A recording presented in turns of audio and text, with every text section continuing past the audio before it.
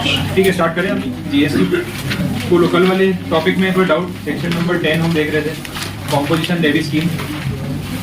उसमें कोई कंफ्यूजन है तो बताओ।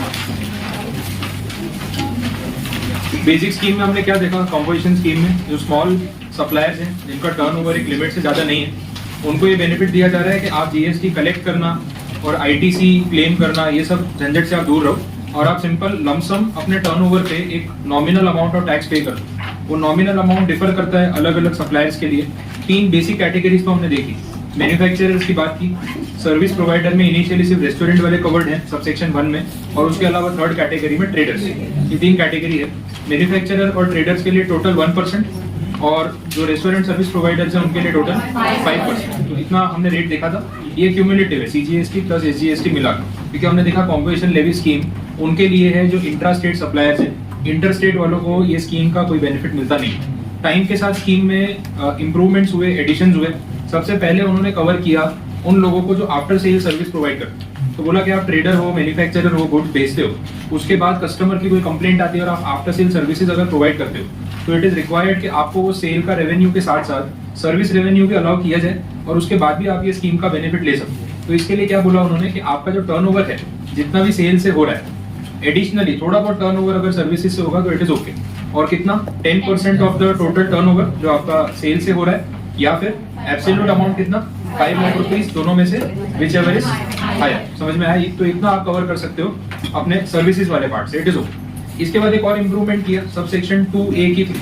ये जो मैंने अभी आपको बताया ना, आफ्टर सेल सर्विस वाला, ये प्रोविजो आया। और फिर जो बाकी के सर्विस प्रोवाइडर्स को कवर किया उसके लिए नया सबसेक्शन आया, इट इज 2A। उसमें क्या बोला कि रेस्टोरेंट सर्विस प्रोवाइडर्स के अलावा जो बाकी के सर्विस प्रोवाइडर्स हैं, जैसे मैं इस कैटेगरी में कवर हो सकता हूँ, तो मेरे लिए भी कॉम्पोजिशन लेवी स्कीम का बेनिफिट अवेलेबल है जो पहले नहीं था। लेकिन स्कीम में थोड़ा बहुत मॉनिटरी डिफरेंस है। लमसम रेट जो है जीएसटी का वो टोटल कितना हो गया? 6%, 3+3। और जो क्राइटेरिया है एलिजिबिलिटी का, उसमें जो टर्नओवर देख रहे हैं, नॉर्मली हम देखते हैं प्रीसीडिंग फाइनेंशियल ईयर का टर्नओवर मैक्सिमम 1,50,00,000 रुपीज। यहाँ पे कितनी लिमिट है? सिर्फ 50 लाख रुपीज। तो मेरा अगर पिछले फाइनेंशियल ईयर का टर्नओवर अप टू 50 लाख था, तो इस साल मैं कॉम्पोजिशन स्कीम में जा सकता हूँ। तो आपसे जीएसटी कलेक्ट करने की जरूरत नहीं पड़ेगी। मैं अपने पॉकेट से 6% जीएसटी अपने टर्नओवर का सबमिट करके जीएसटी के प्रोविजन और कंप्लायंसेस से फ्री हो जाऊँ। तो इतना बेनिफिट मुझे मिलेगा। स्कीम कंपलसरी थी या ऑप्शनल थी? ऑप्शनल थी। It is at your opinion कि आपको क्या ठीक लगता है। कॉस्ट बेनिफिट एनालिसिस आप कर लो। अगर आपको लगता है कि नॉर्मल जीएसटी कलेक्ट करना, आईटीसी क्लेम करना सस्ता पड़ रहा है एट दी एंड, तो उसमें आप जाओ। या फिर आपको लगता है कि ये ठीक है, थोड़ा बहुत 1% अपनी पॉकेट से दे दिया, बाकी सारे कंप्लायंसेस से फ्री, अकाउंटिंग कॉस्ट और एफर्ट अपना कम हो जाता है, तो हो सकता है कि आपको ये बेनिफिशियल लग रहा हो। बात हमेशा पैसों की नहीं होती ना, कितनी बार वो मेंटल पीस की भी होती है। शेयर अकाउंटिंग रिकॉर्ड मेंटेन करने में जो टाइम वेस्ट हो रहा है ना, उसके बदले पैसा देना अफोर्डेबल, तो आप वो ऑप्शन के लिए भी जा सकते हो। चॉइस आपकी रहेगी, आपको क्या करना। ठीक है, ये सब हमने देखा। अब बाकी जो कंडीशन है वो कंप्लीट कर लेते हैं। एक सबसेक्शन 2 है, उसमें कुछ कंडीशंस देखनी बाकी है एलिजिबिलिटी के रिगार्डिंग जो बोली हुई थी। सारे पॉइंट्स मैंने आपको नहीं बताए थे। एक ही पॉइंट देखा था हमने कि इंटरस्टेट वालों के लिए ये सर्विसेज या फैसिलिटी नहीं। बाकी पॉइंट्स भी देख लेते हैं। बोला था registered person shall be eligible to opt under subsection 1 if save as provided in subsection 1 he is not engaged in the supply of services। वो save as provided क्यों लिखा था? क्योंकि सबसेक्शन 1 में एक सर्विस सप्लायर कवर्ड है, that is restaurant. तो अगर यहाँ ऐसा लिख देते कि भाई he is not engaged in supply of services, तो ही वो 10 सबसेक्शन 1 का बेनिफिट ले सकता है। तो रेस्टोरेंट वाले फिर वहाँ कैसे कवर होते? यहाँ पे लिखा save as provided in subsection 1, मतलब जो सबसेक्शन 1 में अगर कोई सर्विस प्रोवाइडर कवर्ड है तो उसको अलाउ करेंगे, लेकिन बाकी के सर्विस प्रोवाइडर्स के लिए ये स्कीम नहीं। तो जो हमने देखा कि इनिशियली वो टेबल में जो 3 कैटेगरीज है, उसमें रेस्टोरेंट के अलावा बाकी सर्विस प्रोवाइडर्स को तो कवर किया ही नहीं है ना, तो ये वो सेंस में लिखा है। अब उसका जो प्रोविजो आया 10 सबसेक्शन 2A आया, वो सबसेक्शन 1 से अलग आया, तो इसलिए वो एडिशन में है, वो अपनी जगह सही। दूसरा point, he is not engaged in making any supply of goods which are not leviable to tax under this act। मतलब नॉन जीएसटी वाले गुड्स आप अगर बनाते हो तो कॉम्पोजिशन स्कीम का आप बेनिफिट नहीं ले पाओ। तो आपको अगर कॉम्पोजिशन स्कीम का बेनिफिट लेना है तो आप प्योरली सिर्फ वही गुड्स मैन्युफैक्चर या ट्रेड कर सकते हो जो जीएसटी एक्ट में कवर होते हैं। नॉन जीएसटी वाले गुड्स अगर आप साथ साथ में बना रहे हो या सिर्फ नॉन जीएसटी वाले गुड्स बना रहे हो तो कॉम्पोजिशन स्कीम आपके लिए नहीं। ये एक रिस्ट्रिक्शन है, स्पेसिफिक बोला है। दूसरा, थर्ड पॉइंट तो मैंने आपको बता दिया, वो इंटरस्टेट वाला। फोर्थ में देख लो, he is not engaged in making any of the supply of goods through an electronic commerce operator who is required to collect tax at source under section 52। ये सेक्शन 52 अपने सिलेबस में नहीं है, 2022 के modules में नहीं था तो मैंने हटा दिया। लास्ट वाली मॉड्यूल में था तो लास्ट ईयर में ये पढ़ाता था आपको, अभी फाइनल लेवल पे कवर होता है। उसका जो प्रोविजन है that is called TCS, tax collected at source. अब ये ई कॉमर्स ऑपरेटर्स पे एप्लीकेबल होता है। मैं आपको इसका एग्जांपल दे देता हूँ क्योंकि बहुत छोटा सेक्शन है वो। जैसे अपने फ्लिपकार्ट और अमेजोन की बात करते हैं तो उसमें सिस्टम ऐसा है, अगर आप अमेजोन पे अपना प्रोडक्ट सेल कर रहे हो एज अ सेलर, जैसे आपका मोबाइल फोन्स का रिटेल का काम है, तो मोबाइल फोन सेलर्स अपनी रिटेल शॉप तो ओपन करके बैठे हैं, बट उनको पता है कि बहुत सारे लोग अब ऑनलाइन परचेज करते हैं। तो उसमें एक उन्होंने क्या किया कि अपनी रिटेल शॉप तो चल रही है, लेकिन क्यों ना हम अमेजोन पे और फ्लिपकार्ट पे भी अपना प्रोडक्ट रजिस्टर कर दें कि हम सेलर हैं और हम ऑनलाइन भी बेचते हैं। अब सपोज ऐसा है कि आपने अमेजोन के ऊपर एज अ सेलर अपने आप को रजिस्टर कर दिया और आप बहुत सारे मोबाइल हैंडसेट्स अमेजोन के थ्रू भी सेल कर रहे हो। ऑन दी अदर हैंड अब मैं बायर हूँ, मैंने अमेजोन पे स्क्रॉल किया, देखा ऐप के ऊपर मोबाइल फोन जो आप बेच रहे हो, मैंने वो पसंद कर लिया और ऑर्डर कर दिया, तो आप भी उसको डिस्पैच करोगे और गुड्स मेरे तक पहुंचाओगे। अब ऐसी सिचुएशन में अमेजोन तो एक इंटरमीडिएट है, आप सेलर हो मैं बायर हूँ, लेकिन प्लेटफॉर्म अमेजोन है, ये सिस्टम है तो हम जानते हैं। अब इसमें जीएसटी का क्या स्कोप है वो समझो। मैं जब अमेजोन से पेमेंट मतलब कोई गुड्स ऑर्डर करता हूँ तो मैं पेमेंट किसको कर रहा हूँ? डायरेक्ट सेलर के अकाउंट में पैसा जा रहा है या अमेजोन को पे कर रहा हूँ? अमेजोन को पे कर रहा हूँ, वो समझ में आ रहा है। अब अमेजोन मुझसे पेमेंट कलेक्ट करेगा और वो पेमेंट आप तक पहुंचाएगा। अच्छा, पूरा पेमेंट आपको दे देगा या कुछ कमीशन लेगा?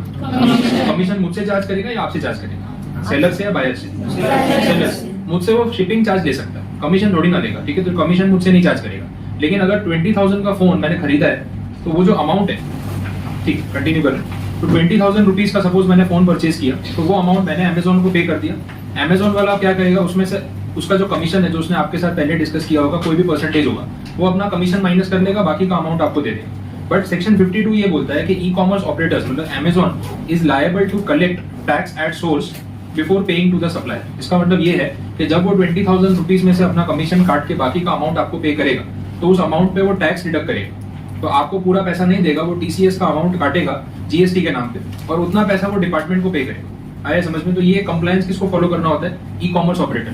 तो ये अमेजोन, फ्लिपकार्ट ये सब पे एप्लीकेबल है। इससे मुझे एज अ बायर कोई फर्क नहीं पड़ता क्योंकि मैंने तो फोन जितना खरीदना था उतना ही खरीदा है। उसमें से जो भी उसको GST काटना है वो किसके पेमेंट में से काट रहा है? सेलर के। मेरा उसमें कोई रोल नहीं।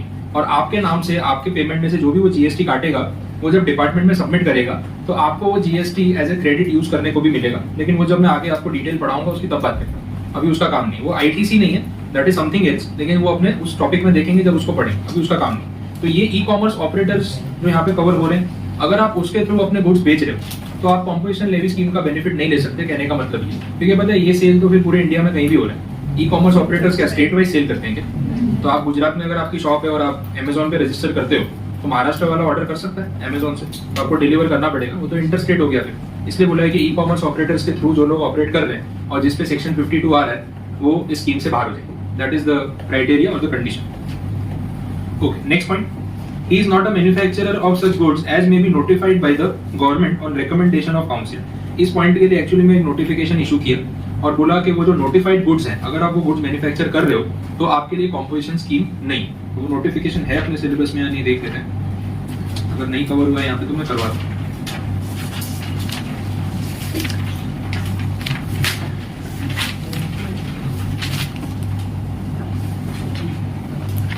हाँ देखो, पेज नंबर 34 पे देख लो, नोटिफिकेशन है। पेज 34 पे आपको एक बॉक्स मिलेगा, उसमें कुछ प्रोडक्ट्स के नाम लिखे हैं, वो दिख रहे हैं। ये वही वाले गुड्स हैं जो नोटिफाइड है।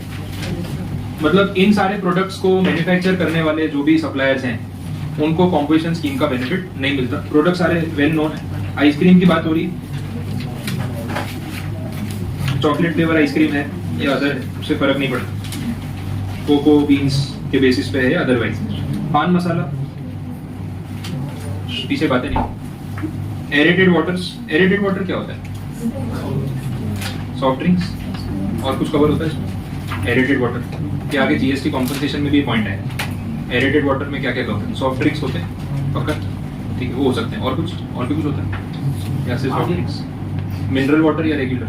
मिनरल, ठीक है। मिनरल वाटर, बिस्लेरी, ये सब कवर होता है एरेटेड वाटर में, ये भी कवर होता है। Soft drinks of any nature, carbonated और अदरवाइज। दूसरा मिनरल वाटर, और उसके अलावा और कोई कैटेगरी इसमें आ सकती है? मेजरली ये दो ही। हाँ, सोडा आ सकती है, सोडा कवर होती है, तो कार्बोनेटेड ड्रिंक में आगे तो सोडा है, मिनरल वाटर है, सॉफ्ट ड्रिंक्स, बेवरेजेस जो भी हैं वो सब एरेटेड वाटर की डेफिनेशन में कवर होते हैं। मिनरल वाटर जो है उसको क्यों कवर कर रहे हैं एरेटेड वाटर में? बिकॉज ये जो बिस्लेरी या मिनरल वाटर बोलते हैं ना, उसमें आर्टिफिशियली एडेड मिनरल्स होते हैं। मे बी आपने बॉटल के ऊपर कभी पढ़ा होगा, तो बिस्लेरी में भी अलग अलग आती है, ओरिजिनल कौन सी, डुप्लीकेट कौन सी। वो बिस्लेरी के सारे अल्फाबेट्स को इधर उधर करके, वो प्यूमा का उपमा किया हुआ है ना वैसे, तो यहाँ पे भी है। तो बिस्लेरी में सारे अल्फाबेट इधर उधर करके सेम कलर कॉम्बिनेशन में बेचते हैं, खासकर रेलवे स्टेशन पे। पता ही नहीं चलता असली बोतल कौन सी, नकली कौन सी। सिमिलर लगती है तो बोले ठीक है 19-20 भी चलेगी, पानी जो है वो असली होना चाहिए, बाकी चलेगा। तो जो मिनरल वाटर होता है एक्चुअली वो प्रोसेस्ड वाटर होता है, उसके अंदर मिनरल्स ऐड किए होते हैं, इसलिए उसको एरेटेड वाटर की डेफिनेशन में कवर कर सकते हैं। तो उसके मैन्युफैक्चरर्स भी यहाँ पे आ जाएंगे। और लास्ट में आईटीसी वाले products, tobacco manufacture, tobacco substitutes, ये सब इसके अंदर कवर होते हैं। तो ये सारे जो पॉइंट्स हैं ये आपको ध्यान रखना है नोटिफिकेशन वाले, कि ये सब मैन्युफैक्चर करने वाले लोगों को कॉम्पोजिशन स्कीम का कोई फायदा नहीं मिलता। अब वापस आ जाते हैं अपने सबसेक्शन 2 पे। ओके, अब प्रोवाइडेड दैट में देख लो, प्रोविजो में क्या बोला है, where more than one registered person having the same PAN number. ये कौन से more than one registered person having same PAN number? याद है मैंने आपको सेक्शन 25 का रेफरेंस दिया था, वो डिस्टिंक्ट पर्सन, एक पैन नंबर है लेकिन दो अलग अलग स्टेट में ब्रांचेस हैं, या अगर दो सिटी में ब्रांचेस है तो भी आपने वॉलंटरीली अलग जीएसटी नंबर ले लिया फॉर सेपरेट अकाउंट, तो इनको हम बोलेंगे डिस्टिंक्ट पर्सन। तो यहाँ पे डिस्टिंक्ट पर्सन की बात हो रही है।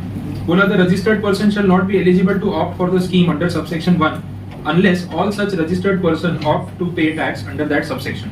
इसका मतलब ये है कि अगर आपकी सेम पैन नंबर पे मल्टीपल जीएसटी रजिस्ट्रेशंस हैं तो या तो आपकी सारी ब्रांचेस को कॉम्पोजिशन स्कीम फॉलो करना पड़ेगा या फिर कोई भी नहीं करेगा। ब्रांच वाइज आप सेपरेट रूल फॉलो नहीं कर सकते कि भाई सूरत वाली ब्रांच है वो कॉम्पोजिशन स्कीम यूज कर रही है, अहमदाबाद वाली नहीं कर रही, ऐसा नहीं चलेगा। अगर यूज कर रहे हैं तो फिर ओवरऑल सबको कॉम्पोजिशन स्कीम को फॉलो करना है, या तो फिर सब फॉलो नहीं करेंगे। तो सबके लिए यूनिवर्सल सिस्टम होना चाहिए, ये नेसेसरी। ठीक है, इसमें इतना ही कंडीशन थी। बाकी सबसेक्शन 3, 4, 5 तो हमने देख लिए। अब इलस्ट्रेशन है, थियरी में और कुछ देख लेता हूँ इससे पहले बाकी।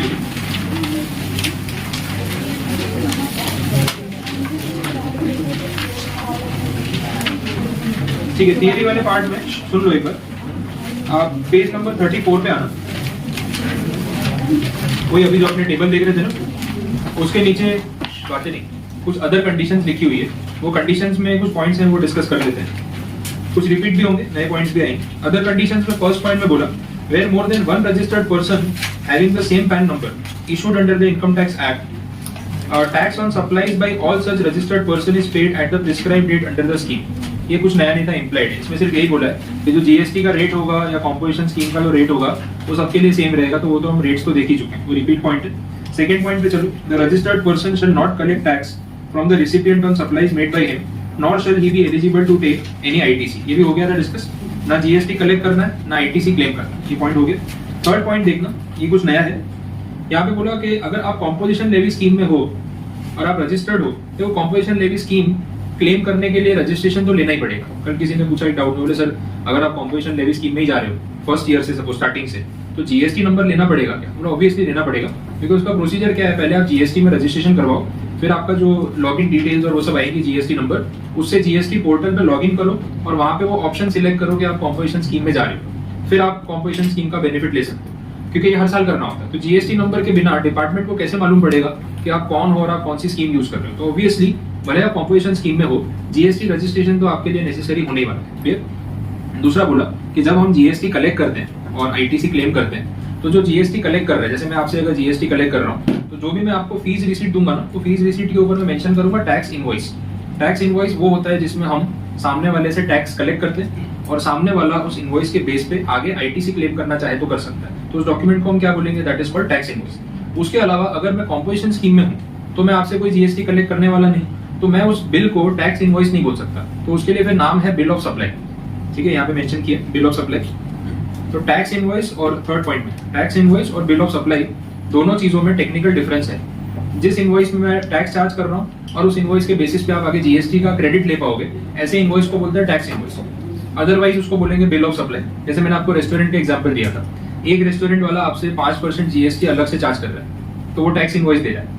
एक रेस्टोरेंट बोल रहा है कि we are covered under composition scheme, we are not collecting any GST from the customers in addition to the bill amount, तो वो जो आपको डॉक्यूमेंट दे रहा है that is bill of supply, not tax invoice. ये डिफरेंस क्लियर हुआ? ठीक है, ओके। तो ये थर्ड पॉइंट हो गया, ये नोट करने वाली चीज थी, एमसीक्यू में यूज हो सकती है, इसलिए मैंने हाईलाइट की।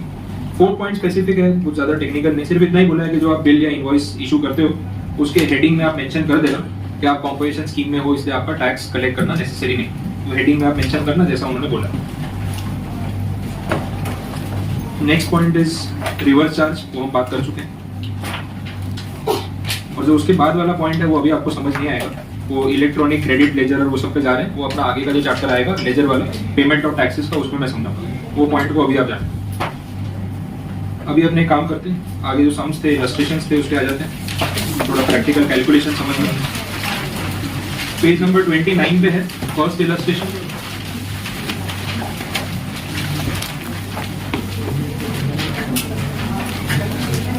चलो ध्यान देना, मेरे साथ साथ ही कंप्लीट करते जाओ, बातें कम करना।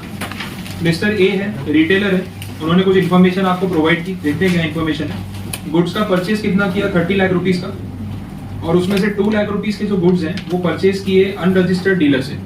अनरजिस्टर्ड डीलर से परचेज किए, इसका मतलब उसने जीएसटी चार्ज किया होगा या नहीं किया होगा? नहीं किया। और बाकी के जो 28 लाख के गुड्स हैं वो तो रजिस्टर्ड डीलर से लिए, तो उन्होंने तो जीएसटी चार्ज किया होगा, तो इतना तो क्लियर हो गया। आगे गुड्स का सेल कितना हो रहा है, 49 लाख रुपीस का, और इसने कॉम्पोजिशन स्कीम के लिए ऑप्ट कर लिया।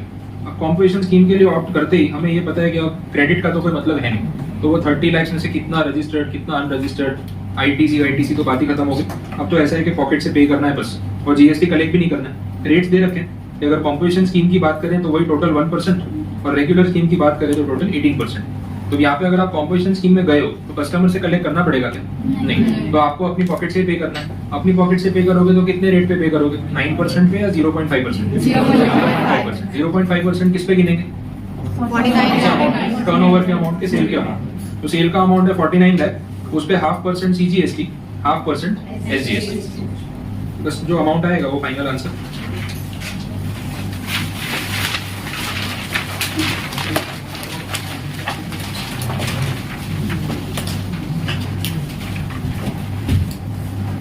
ओके, इलस्ट्रेशन 2 में जो पॉइंट है वो हमने कल ऑलरेडी डिस्कस कर लिया। अगर आपको वो 165 लाख वाला एग्जांपल याद है, कॉम्पोजिशन स्कीम में गए थे, क्लेम करना स्टार्ट कर दिया, पर पूरे साल का सेल 150 लाख से ऊपर क्रॉस हो गया, तो क्या इफेक्ट होगा उसमें? अप टू 150 लाख कोई जीएसटी कलेक्ट नहीं करना है, ऊपर के अमाउंट पे आपको जीएसटी कलेक्ट करना है, तो वो कंडीशन है। इसके सॉल्यूशन में टाइपिंग एरर है, वो कलेक्ट कर दो, उसको चेंज कर दो। वहाँ पे 100 लाख लिखा है ना, 100 को 150 कर दो। एक्चुअली पहले इनिशियली जो लिमिट थी वो 100 लाख की थी, जो 150 है, तो वो सॉल्यूशन में मिस्टेक थी और मॉड्यूल का ये वहाँ पे टाइपिंग एरर होगा, तो ये 150 कर देना। और 75 लाख वाला तो आपको पता ही। इलस्ट्रेशन 3 पे ये भी देख लेते हैं। Delight brothers engaged in the sale of spare parts of motor vehicles have opted for composition scheme. During the year, apart from the sale of spare parts for rupees 1.2 crore, they also provided maintenance service to their few customers. और उसके लिए उन्होंने revenue earn किया 8 lakh rupees. अब बताओ कि composition scheme का benefit इनको मिलेगा या नहीं मिलेगा? इसके लिए अपने चेक करना पड़ेगा, वो लिमिट लगा के देखनी पड़ेगी ना कि ये ट्रेडर या सप्लायर है तो उसके साथ साथ सर्विस प्रोवाइड कर रहे हैं, तो जो इनका टर्नओवर है उसका 10% या फिर 5 लाख रुपीस, वो वाली जो कंडीशन नहीं थी वो अप्लाई करके देखनी पड़ेगी। तो देख लेते हैं, 1.2 करोड़ का अगर आप 10% कर रहे हो तो कितना होगा? 12 लाख। और 5 लाख रुपीस के साथ कंपेयर करेंगे विच एवर इज हायर, तो अगेन 12 लाख ही आएगा। तो 12 लाख रुपीस तक की अगर सर्विसेज उन्होंने प्रोवाइड की है तो कोई प्रॉब्लम नहीं। और इन्होंने एक्चुअल में कितनी सर्विस प्रोवाइड की है? 8 लाख।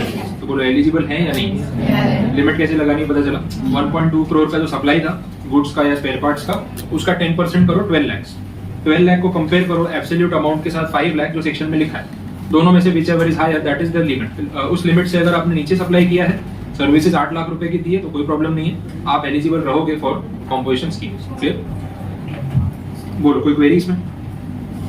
ऐसा क्वेश्चन एमसीक्यू में भी तो आ सकता है, कितना ही कैलकुलेशन, तो ये एमसीक्यू में आ सकता है, इसलिए मैंने यहाँ रखे हैं कि आपको एक बेसिक आइडिया आ जाएगा।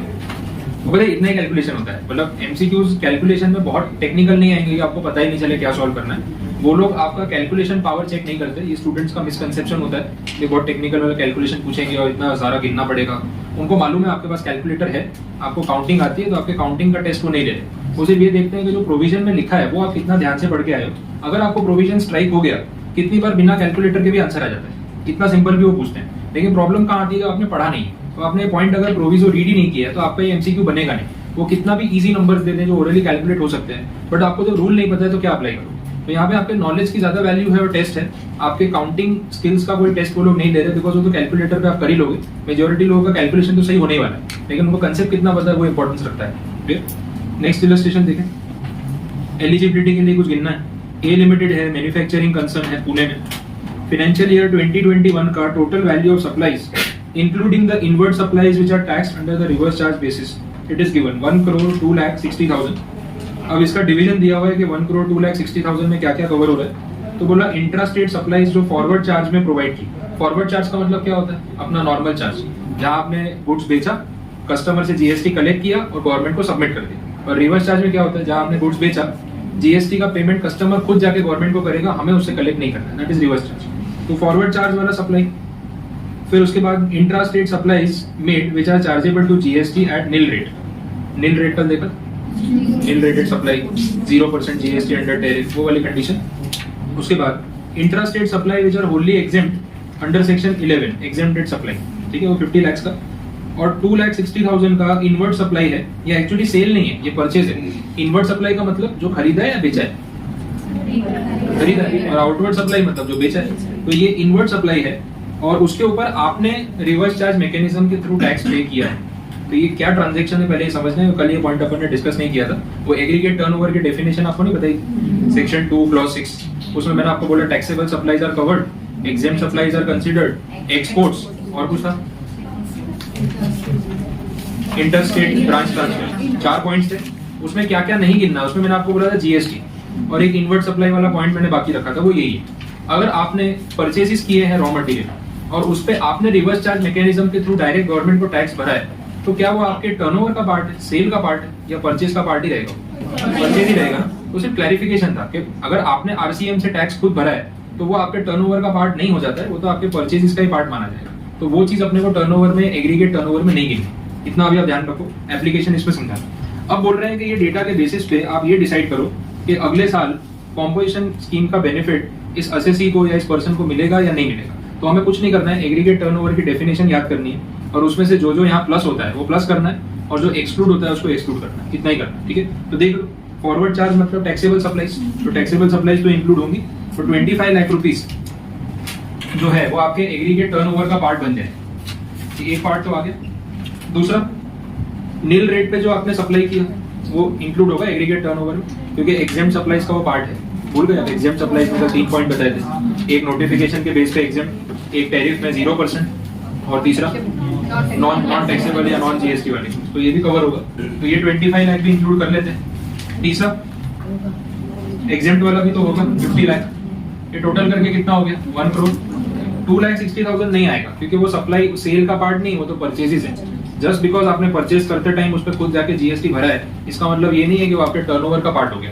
टर्नओवर किसे बोलते हैं? जो बेचा है ना, उससे जो पैसा आया। और इनवर्ट सप्लाई उसे बोलते हैं जो आपने खरीदा। तो इनवर्ट सप्लाई नॉर्मली भी अपने टर्नओवर का पार्ट नहीं होता। आया क्लियर हो? तो वो इंक्लूड नहीं करना है। तो टोटल कितना हो गया? 1 करोड़। ये 150 से लेस है ना, तो अगले साल मिलेगा कॉम्पोजिशन स्कीम का बेनिफिट? मिलेगा, कोई ऑब्जेक्शन नहीं। आगे समझ लो।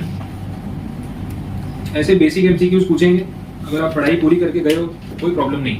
और जीएसटी का पेपर या जीएसटी का जो पार्ट है टैक्स में, वो आपके क्लियर होने के लिए सबसे इंपॉर्टेंट है। बिकॉज कस्टम्स जितना हम पढ़ रहे हैं उसका वेटेज बहुत कम है, तो अंडर 10 क्वेश्चंस उसमें आएंगे, उससे ज्यादा नहीं आ रहे हैं। ये 40 मार्क्स का कंटेंट है जीएसटी का। और कैलकुलेशन वाले चैप्टर 2-3 ही है, बाकी सारे ऑलमोस्ट जो है कंसेप्चुअल है। इसमें आपको सिर्फ पढ़ना है, कंसेप्ट याद करना है, क्वेश्चन टिक करना है। वो 40 में से 30 से 35 क्वेश्चन आप करेक्ट करके आ सको, ये सबके लिए ऑन एन एवरेज पॉसिबल है और वहां आपके मार्क्स बन जाते हैं। क्योंकि डीटी का जो सिलेबस है इनकम टैक्स वाला, उसमें काफी चैप्टर्स ऐसे हैं जो बहुत हेवी पड़ जाते हैं कभी, और लास्ट डे पे रिवीजन करने में भी थोड़ा टाइम जाता है। तो डीटी का जो 50 मार्क्स है, आप उस पर उतना डिपेंड करके नहीं जा सकते जितना आप जीएसटी पे डिपेंड करके जा सकते, क्योंकि पेजेस लिमिटेड है। उसी के अंदर से पूछेंगे, बाहर से पूछना पॉसिबल नहीं। इसके कंपैरिजन में इनकम टैक्स का वॉल्यूम काफी ज्यादा है, तो उसको कवर करते करते कितनी बार हम सारा कवर नहीं कर पाते। तो हमें उसमें पता होता है कुछ एमसीक्यू ऐसे होंगे जो हमसे नहीं बनने वाले। बट इसमें ऐसा है कि 40 क्वेश्चंस पूछे हैं तो 35 का भी टारगेट आप पहले से बना के जा सकते हो कि इतने तो हम सही करके आएंगे। ये उतना डिपेंडेबल, तो यही आपके मार्क्स बनाएगा। और कस्टम में अगर 10 मार्क्स का आ रहा है वो भी सिंपल आएगा, 5 to 7 तो उसमें कोई भी स्कोर कर सकता है। तो ये 50 में से 40 मार्क्स आप अगर निकाल लो, तो डीटी के जो 50 है उसमें से अगर आपके 20 भी आ गए, 25 भी आ गए ना, आधे बोल रहा हूँ सिर्फ 50 में से 25, तो भी आपका पेपर निकल जाएगा आराम से। और 60 तो मार्क्स आप टच कर सकते हैं। बट नेगेटिव मार्किंग की वजह से आप तुक्के लगा के, ऑप्शन पे डिपेंड करके वहां जाके सोच लेंगे क्या आंसर आएगा, उस पैटर्न से पढ़ाई नहीं कर सकते। आपको पहले से यहाँ पे स्पेसिफिक प्रोविजंस को ध्यान में रख के एग्जाम देने का, वो आपके ऊपर रहने वाला है। क्लियर? तो ये कंप्लीट। और कुछ है इलस्ट्रेशन? पीछे देख लो, इलस्ट्रेशन 5। अब यहाँ पे कॉम्पोजिशन स्कीम के रिगार्डिंग ही कुछ कंप्यूटेशन है, डेटा पढ़ लेते हैं।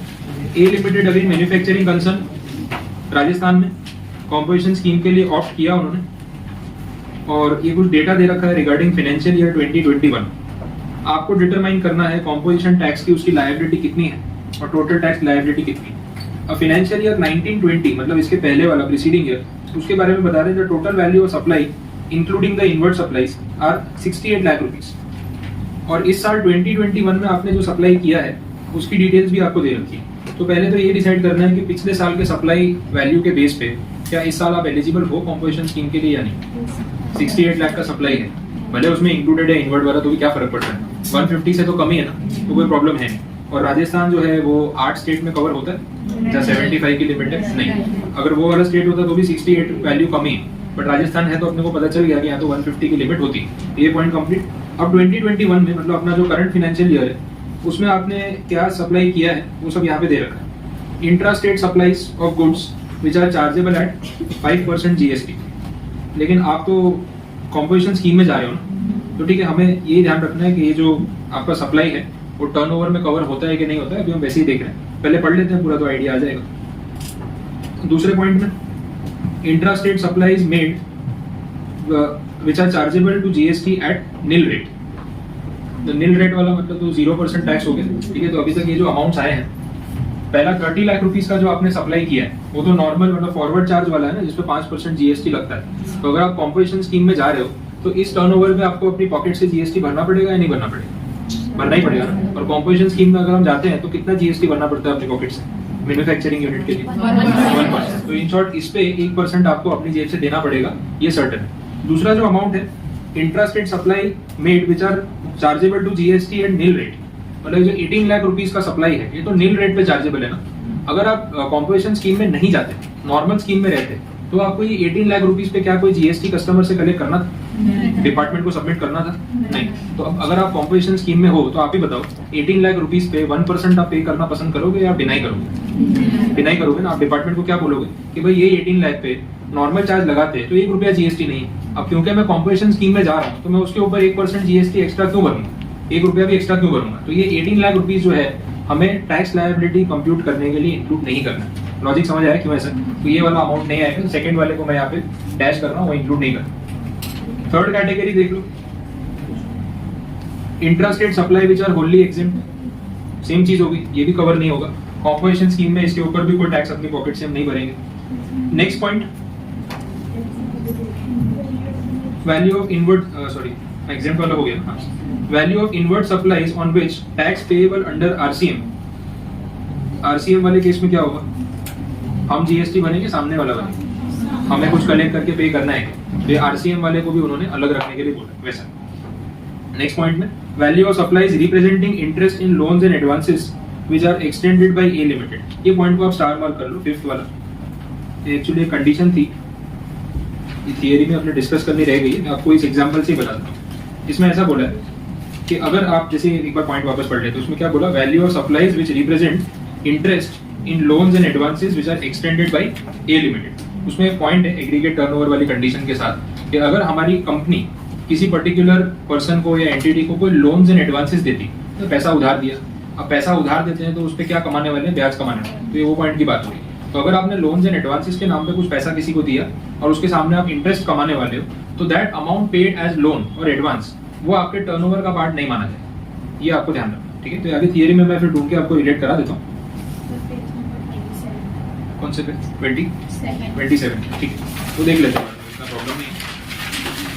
हाँ, उसमें है 27 पे जो लास्ट पॉइंट है ना, उसमें वो पॉइंट लिखा हुआ, आप थियरी पढ़ लो, देखो पता चल जाएगा। सेम कंडीशन, टर्नओवर का पार्ट नहीं माना।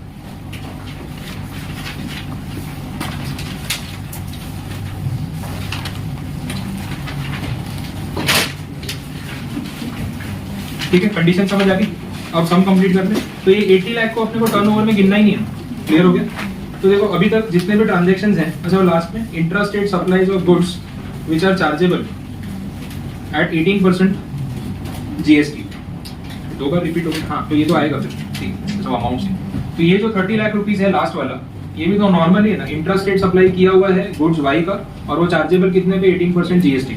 तो अगर आप नॉर्मल चार्ज में होते तो आप कस्टमर से इसके ऊपर 18% जीएसटी कलेक्ट करते हैं, और अगर आप कॉम्पोजिशन लेवी स्कीम में हो तो इसके ऊपर आपको अपनी पॉकेट से जीएसटी पे करना पड़ेगा। हम कौन सी स्कीम में अभी? Composition levy scheme. अब देखो बाकी के जितने भी अमाउंट्स थे, एग्जेम्प्ट वाले, 0% रेट वाले, वो सब पे तो हम कोई जीएसटी ना अपनी पॉकेट से पे करेंगे ना कस्टमर से कलेक्ट करेंगे। लेकिन ये दो जो ट्रांजेक्शन है, नॉर्मल फॉरवर्ड चार्ज, यहाँ पे बोला था 5% जीएसटी वाले गुड्स, यहाँ बोला है 18% जीएसटी वाले गुड्स। तो अगर मैं कॉम्पोजिशन स्कीम में जा रहा हूँ तो इतने टर्नओवर पे तो मुझे जीएसटी अपनी पॉकेट से भरना पड़ेगा। तो इसको आप टोटल कर लो, कितना हो गया? 60 लाख।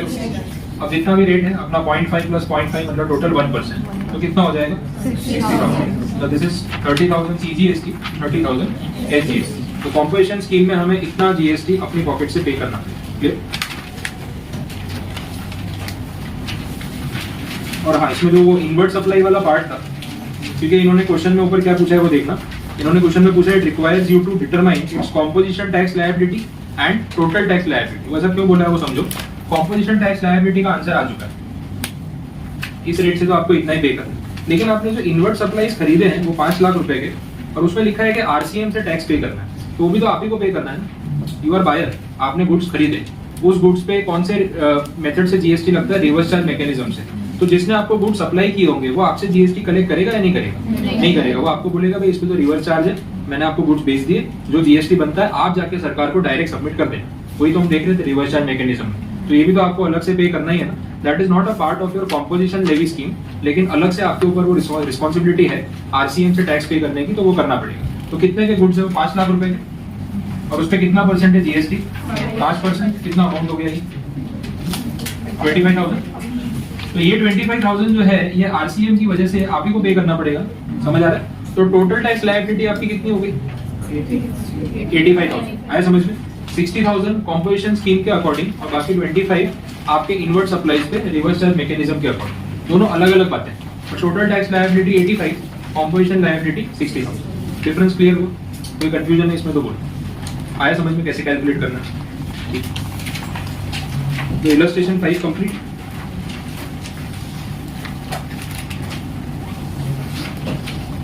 इलस्ट्रेशन 6 आप ट्राई कर सकते हो, उसमें मेरी रिक्वायरमेंट नहीं, छोटा सा क्वेश्चन।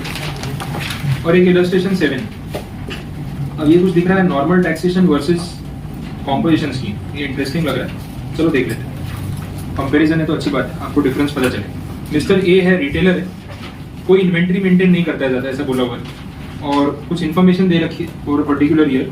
बोला परचेज ऑफ गुड्स जो हुआ है that amounts to 50 lakh rupees, और जीएसटी उसके ऊपर लगता है 5%। ओके, नेक्स्ट, सेल्स किया at fix selling price inclusive of all taxes rupees 60 lakhs, and GST rate on such goods as per, actually GST tariff होना चाहिए, जीएसटी टैरिफ इज 5%। तो ये जीएसटी अलग से लगेगा या इसमें इंक्लूडेड होगा? 60 lakhs में जीएसटी इंक्लूडेड है या अलग से लगेगा? कैसे पता चला? बोला है ना, eight fix selling price inclusive of all taxes. तो ये 60 लाख विद जीएसटी, ठीक है। और ऊपर जो 50 लाख था वो बिफोर जीएसटी था, उसमें बोला था जीएसटी 5% एक्स्ट्रा, स्पेसिफिक।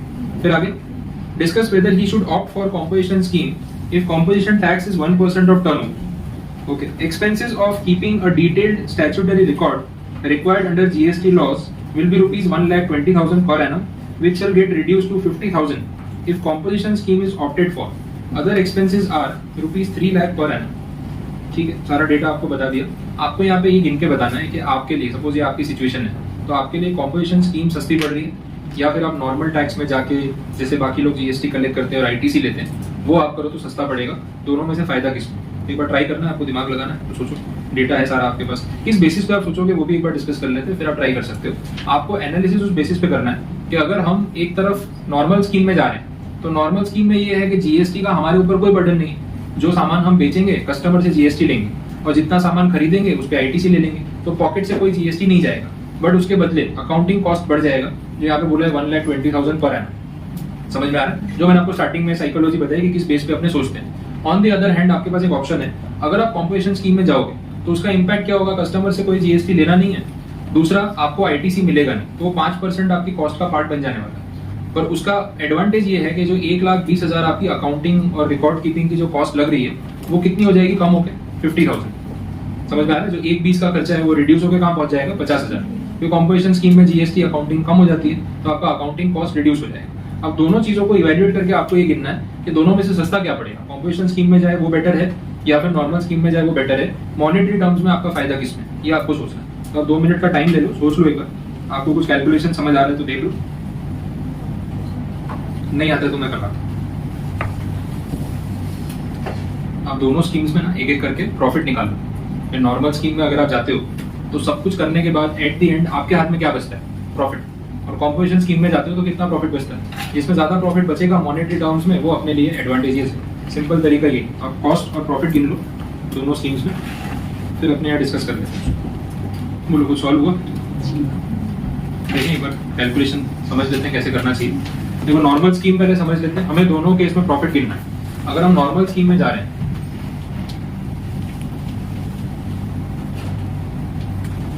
तो हमारी कॉस्ट कौन कौन सी लग रही है, कितनी कॉस्ट जा रही है, और सामने जो कलेक्शन हो रहा है उसमें कितना पैसा हमारे हाथ में बाद में बचने वाला है वो देखते हैं। नॉर्मल स्कीम में जो अपना गुड्स परचेज किया है ना, वो परचेज कॉस्ट तो लगने ही वाला है, उसमें तो कोई ऑप्शन है ही नहीं। तो 50 लाख रुपीस का आपका परचेज कॉस्ट तो एनीवे दोनों स्कीम में लगने ही वाला है। अच्छा, नॉर्मल स्कीम में अगर हम जाएंगे तो जो 50 लाख पे आपने 5% जीएसटी भरा होगा, वो जीएसटी आपको वापस मिल जाएगा या वो आपकी कॉस्ट का पार्ट बनने वाला है?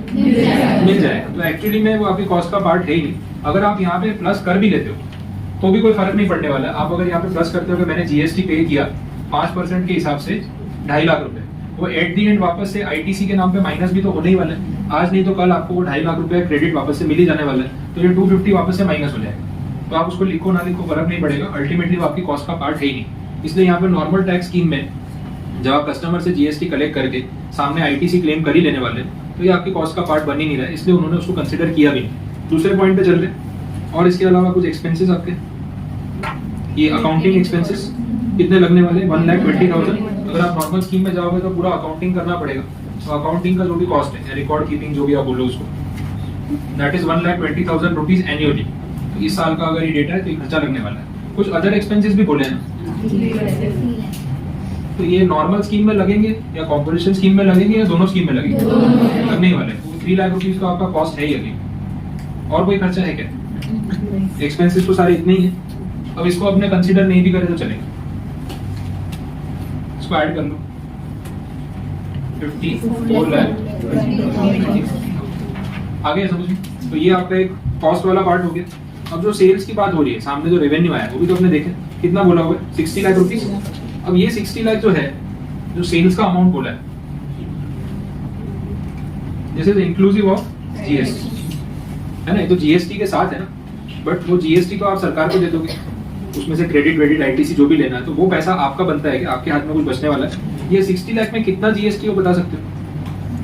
कितना रेट है? 5% है। तो इसमें कितना अमाउंट जीएसटी का इंक्लूडेड है और आपका कितना है बाकी का नेट रेवेन्यू, वो पता चलेगा कैलकुलेट करके।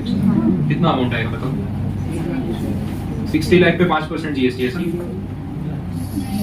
3 लाख रुपए।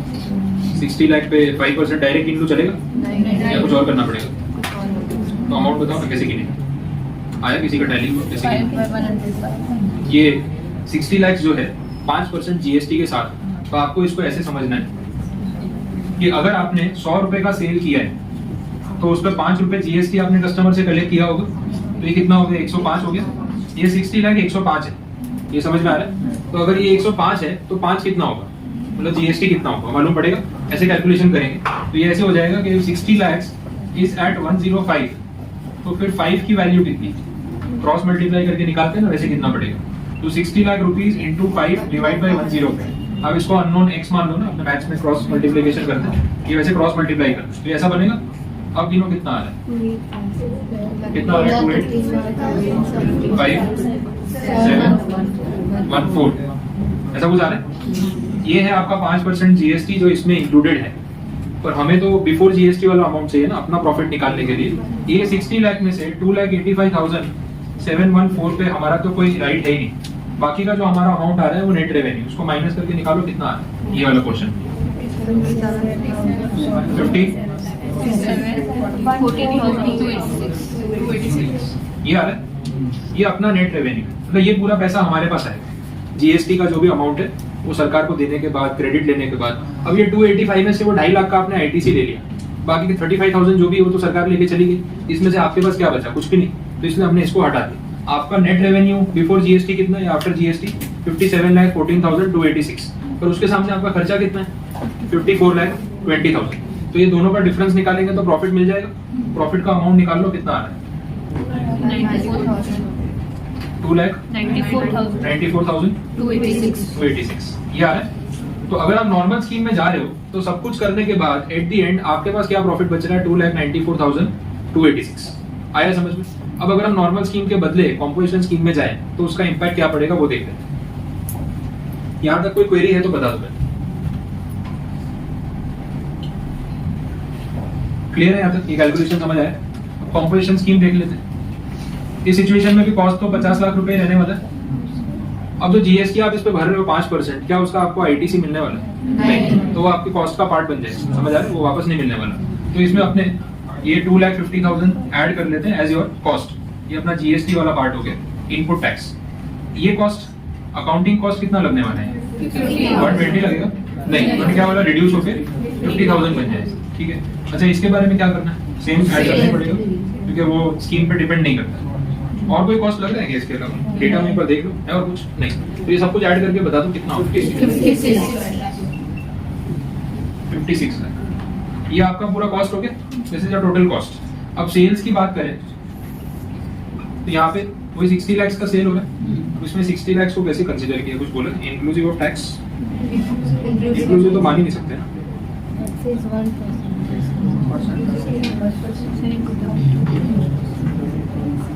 एक्चुअली इधर भी जा सकता था, फिर हम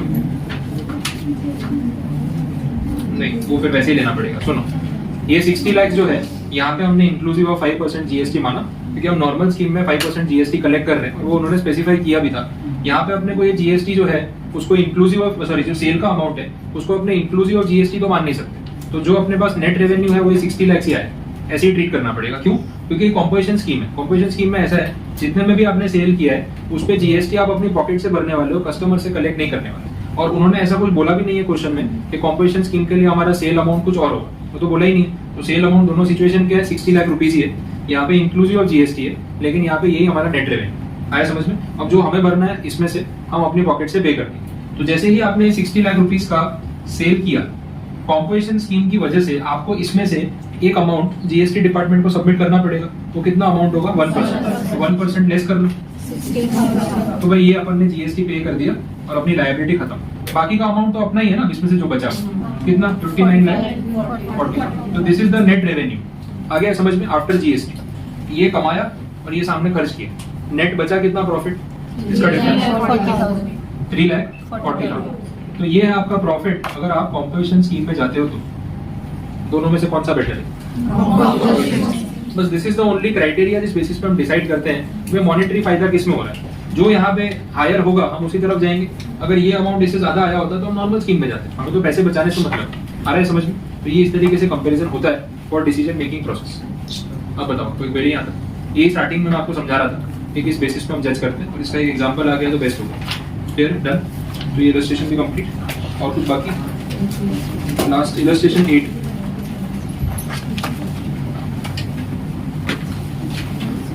ये तो सिंपल है, आपको ऐसे ही पता चल जाएगा क्या बोला। एक ही कंपनी है, उसकी 2 फैक्ट्रीज है, ओरली सॉल्व हो जाएगा, कैलकुलेशन नहीं है। एक कंपनी है, 2 फैक्ट्रीज है उसकी। एक फैक्ट्री कहाँ पे लोकेटेड है? राजस्थान में, और रेडीमेड गारमेंट्स बना रहे। दूसरी फैक्ट्री है गुजरात में, वहाँ पे ऑटो पार्ट्स कंपोनेंट्स का मैन्युफैक्चरिंग कर रहे हैं। टर्नओवर की डिटेल्स आपको दे रखी है, ये 17-18 की डिटेल्स दे रखी है। ठीक है, हो सकता है तब का data. Intra state supply of readymade garments Rajasthan में 28 लाख रुपीज, मतलब जो जहाँ पे मैन्युफैक्चरिंग है उसी स्टेट में सेल हो रहा है। इंटर स्टेट कोई सेल्स अभी तक है नहीं। और गुजरात में जो इनका कंपोनेंट बिजनेस है वो भी इंट्रा स्टेट सेल ही वो लोग कर रहे हैं, आउट ऑफ गुजरात सेल नहीं कर रहे। तो 18 लाख वो हो गया। टोटल टैक्सेबल सप्लाईज कितने हो गए मिला के? 46 लाख। ये हमने देखा था ना, सेम पैन नंबर पे different GST number, distinct person, उसका एग्जांपल दे रहे हैं वो। The company wants to opt composition scheme for factory in Rajasthan and tax at normal rate in Gujarat. ऐसा कर सकते हैं? एक जगह नॉर्मल रेट, एक जगह कंपोजिशन स्कीम। अभी हमने वो प्रोविजो में देखा था कि या तो आप सब जगह कंपोजिशन स्कीम फॉलो करो या सब जगह नॉर्मल स्कीम फॉलो करो। ऐसा अलग अलग अपने वेरिएशन नहीं कर सकते। और आपकी मल्टीपल सिटीज में, मल्टीपल स्टेट्स में ब्रांचेस है, इट इज ओके, पर जो ब्रांच से जो भी मैन्युफैक्चर हो रहा है वो उसी स्टेट में दिख रहा है तो आप इंट्रा स्टेट वाली कंडीशन भी फुलफिल कर ही लो, उसमें प्रॉब्लम नहीं। और आपका टोटल टर्नओवर 1 करोड़ 50 लाख से नीचे है, वो कंडीशन भी फुलफिल कर रहे हो, बट अगर आपको स्कीम में जाना है तो गुजरात और राजस्थान दोनों में आपको कॉम्पोजिशन स्कीम फॉलो करनी पड़ेगी, या फिर दोनों में नॉर्मल में रहना पड़ेगा, ऑल्टरनेट नहीं हो सकता, ये वो कंडीशन। तो अगर ऐसा कोई क्वेश्चन आ भी जाता है तो आपको इसमें कैलकुलेशन कहाँ करना था, सिर्फ अमाउंट टैली करने थे और फाइनली अपना आंसर टिक करना था, जैसे भी उन्होंने एमसीक्यू फॉर्म में दिया। क्लियर? ये इलस्ट्रेशन भी कंप्लीट। अब इस चैप्टर में सब कुछ मेरी तरफ से कवर हो चुका है। अब आपके कोई डाउट्स रहेंगे बस वही पेंडिंग है, बाकी और कोई पॉइंट बचा नहीं। कुछ पूछना है आपको यहाँ तक कुछ नहीं समझ आया तो पूरा क्लियर है कॉम्पोजिशन स्कीम। लास्ट में मैंने आपको वो एग्जाम सप्लाई टेबल वो सब बता दिया था, वो थियरी में सब कुछ कवर्ड है। तो एक बार सुन लो जो टॉपिक है, जैसे आज मैंने कॉम्पोजिशन स्कीम एक बार आपको पढ़ा दिया है, अगर आपने कल नहीं भी रीड किया है तो आज जाके एक बार पूरा उसको पढ़ लेना। टॉपिक आज ही एंड कर देना अपने लिए। अब मैं आगे के टॉपिक आपको पढ़ा रहा हूँ तो फिर आप इसको बाकी मत रखना, क्योंकि हर बार कुछ नया नया आएगा, फिर वो मिक्सअप होता जाएगा और आप भूलते जाओ। आज पढ़ लिया तो याद रहेगा, 2 दिन बाद पढ़ने जाओगे तो अभी आगे जो पढ़ाऊंगा 2 दिन में वो फिर सब मिक्स हो जाएगा, तो वो आपको नहीं करना। क्लियर? तो कॉम्पोजिशन स्कीम यहाँ पे कंप्लीट है।